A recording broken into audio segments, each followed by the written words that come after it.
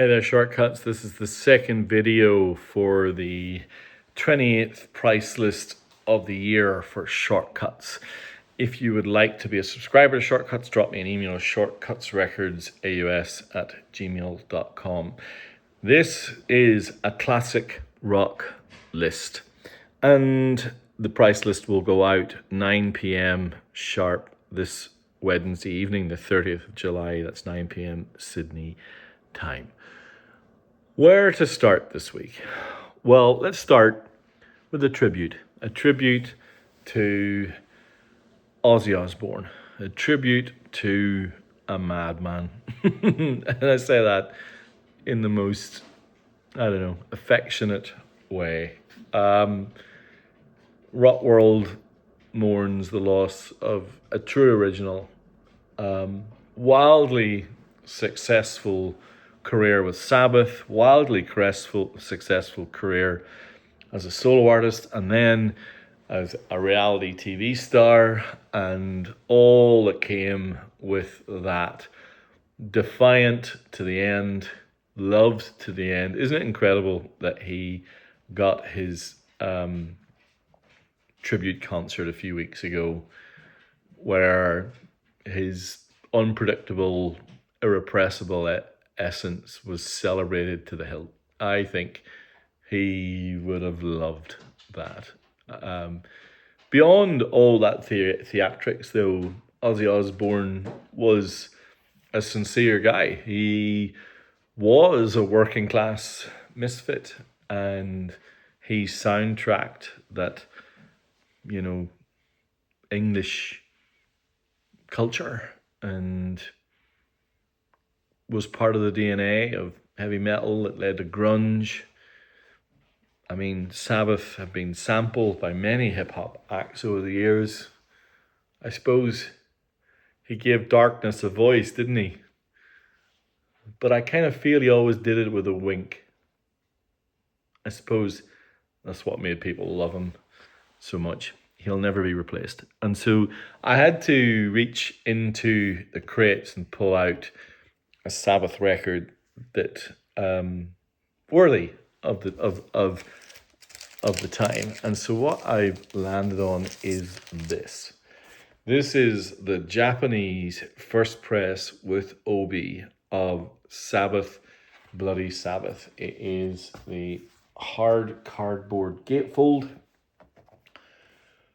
Side 1, Sabbath, Bloody Sabbath, a National Acrobat Fluff, Sabracadabra. Side 2, Killing Yourself to Live, Who Are You Looking for Today, Spiral Architect. All songs written and arranged by Black Sabbath. Self-produced as well.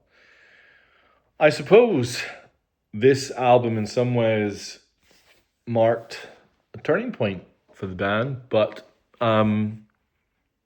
I think it still stands as part of their classic run. I mean, it's got crushing riffs like the title track. It's got orchestral kind of crescendo moments like Spiral Architect. It is kind of philosophical in places.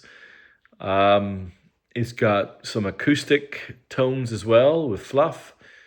Rick Wakeman of Yes guests on keyboards, which I think probably is what was maybe controversial at the time. But apparently he was paid in beer for his contribution. I don't know. I'm amazed the band weren't completely burnt out by this point. What they produced was great. I mean, it's just a stellar record. A lot of bands would kill to have a record as good as this. And it was just one of that classic first 5, maybe even first 6, that are all standalone on their own, brilliant. And Ozzy Osbourne sounds incredible on this album. Yeah, Sabbath, Bloody Sabbath. What a great name as well. All right, how do you follow that? Well, I'm going to follow that with 2 records from The Who. The Who, Who's Next, and The Who Quadrophenia. We'll start with them in chronological order. The Who pissing up against the Monolith. Subtle, not. But, this was the result of the aborted sci-fi rock opera that was Lifehouse. And Who's Next distilled all of that grand ambition into one record that a lot of people think is perfect. And it's a record that I don't like.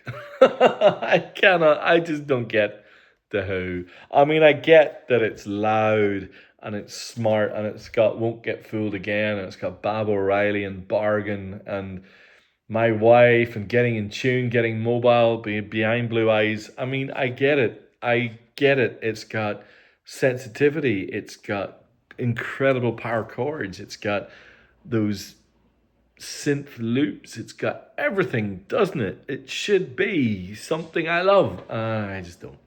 I know it's been lauded over the years, and I've listened to several podcasts and various things where people try and explain why this album's so good. I don't know.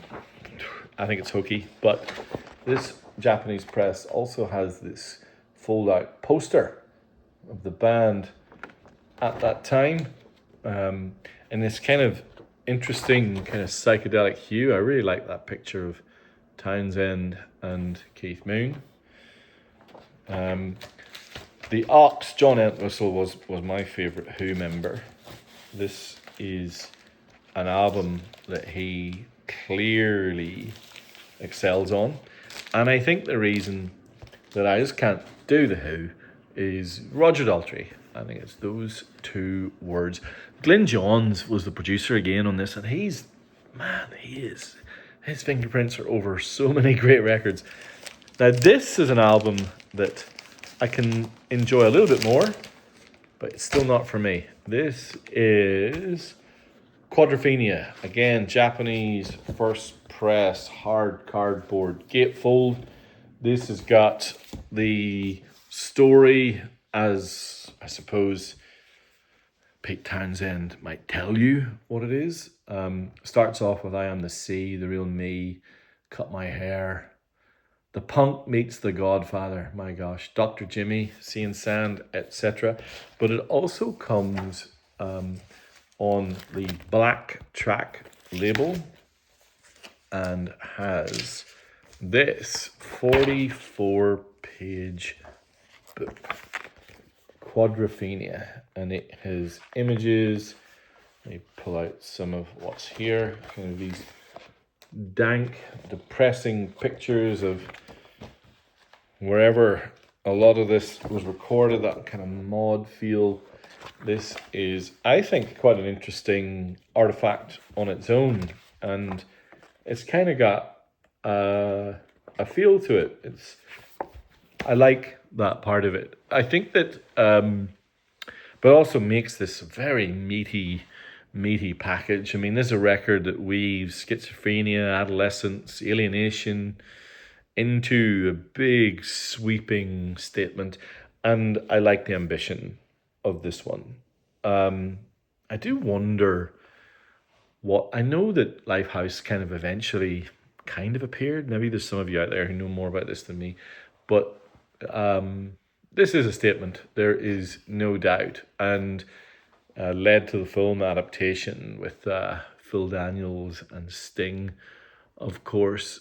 Love Rain Over Me, I think it's still in their live set. There you go. The Who, Quadrophenia. I'm hoping there might be some of you out there that might tell me why these records are so loved. I just don't get it. I much prefer this next record. That tells you more about me, though. I was making a few notes on this one because I think it's by far my favorite record on this list, but also I think the most unusual. It is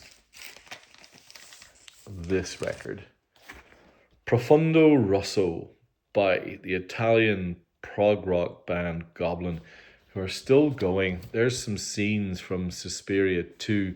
The way this worked is kind of interesting because Profundo Rosso was effectively their debut statement of intent.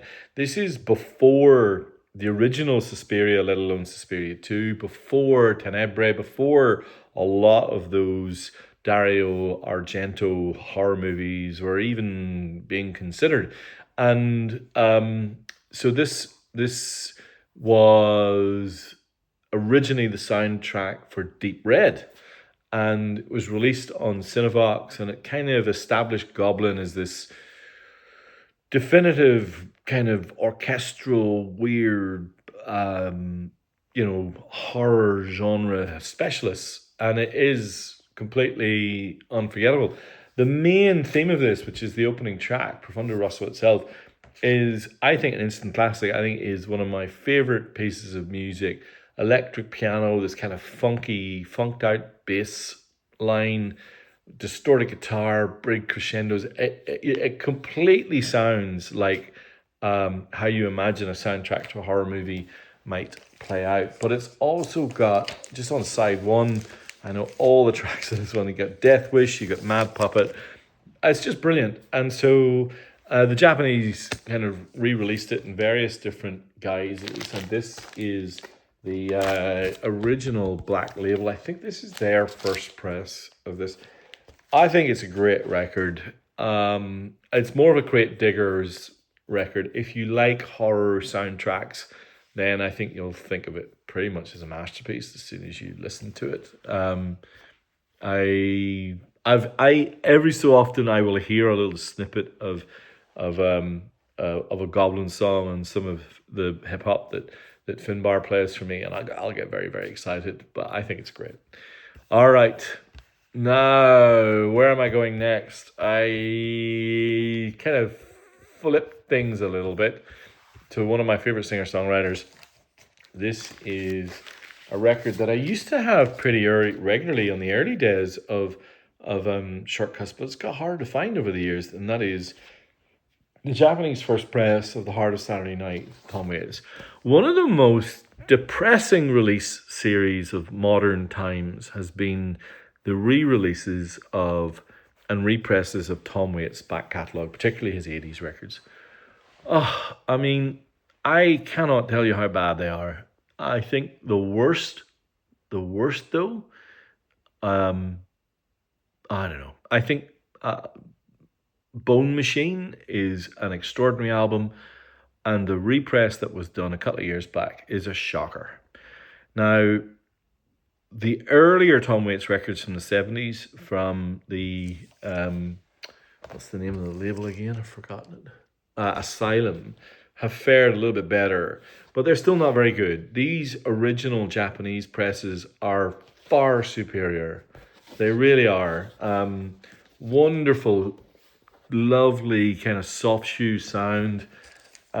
This is before Tom became, gravel and piss, and at this point it was more sweetness and ice cream and light, and more of a troubadour and a jazz club as opposed to sounding like he's on a building site. But this is a perfect entry point for Tom Waits. Great record. The title track, Heart of Saturday Night, amazing. Diamond on the Windshield, just amazing. I love this song. I love this whole record.